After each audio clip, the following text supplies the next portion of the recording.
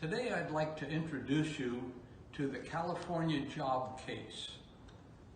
This was invented in the 1800s, and it was to make it easier for job printing shops that needed a complete font in a smaller place, unlike the publishers who needed the uppercase for letters and the lowercase for letters. And they did it by taking a typecase, dividing it into thirds, this third being the uppercase letters, the capitals. And it's laid out in essentially alphabetical order with the exception of the J and the U, which are the exception in any other typecase. This portion of the case contains the lowercase letters, figures, that's a printer's term for numbers, punctuation marks, and spacing material. And it's really a handy case to work from if you're just setting some short or small piece where you need all of the font at one place. However, as with any type font, you have to be careful. You remember to mind your P's and Q's. If you think about it for a minute, there are three different pieces of type which are O. You have the capital O, the lowercase o, and the figure 0. And you want to be sure you don't get them confused. Also, when you're looking at them, the B's and D's and P's and Q's, the N and the U look almost identical if you turn one of them upside down. So a little practice, if you're familiar enough with the case, it doesn't matter how the case is laid out, you can figure it out in just a very short period of time. We're going to talk about the composing stick. This is a real essential piece of tools for your work. It holds the type when you're setting it, and it has names for the various parts. This is the foot, this is the head, that's the bottom, this is called the end, this piece is called the knee, and it's adjustable, but it's held in place by the clamp. When you're going to set something, you usually know what measure you're going to set it to, and that's what you do with the knee and the clamp. Now, the correct way to hold it is in your left hand with your thumb over, like you're shaking hands with it. And at one point in time, I had a fella ask me, do they make a left-handed composing stick? Because people with left-handed are kind of at a disadvantage. And I checked around with a lot of my peers, and one of them finally told me, no, they don't make a left-handed composing stick. Just suck it up and get setting some type. We're going to set a little type in the composing stick. Now we've adjusted the knee and the clamp to our measure.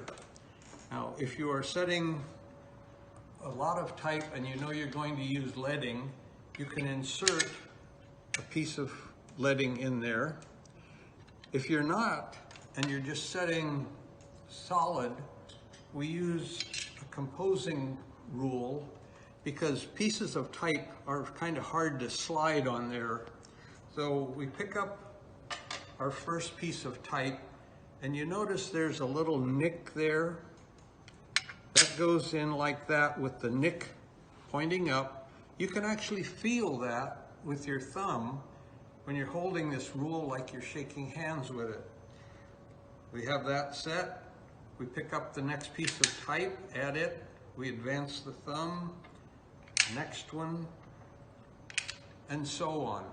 When you get to the end of the line, if it's leaded, you would put a piece of leading in there. If it's set solid, you would advance your rule. I would normally set this out to the full measure because you'll have to talk about spacing a little later, but that's an essential part of setting type.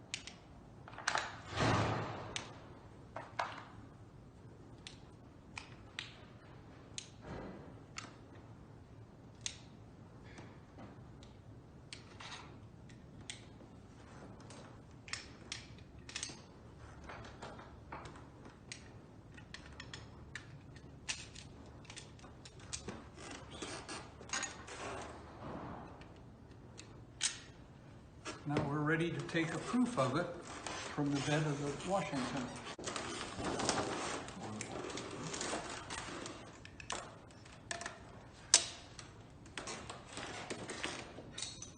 Get a little ink here.